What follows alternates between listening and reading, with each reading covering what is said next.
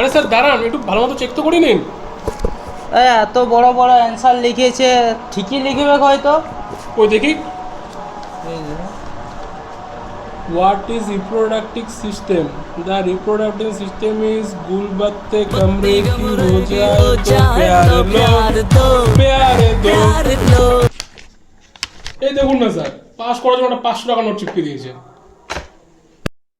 এই ভ্রষ্টাচারী সমাজ, যেদিকে দেখছি সেদিকেই ঘুষ। এই দেখুন আমার এইখানেও লিখে দিয়েছে যে এইখানে কন্ট্যাক্ট করুন, আমাকে পাস করার জন্য যা খুশি টাকা আপনি চেয়ে নেন। দাঁড়ান একটা কল করে আসছি।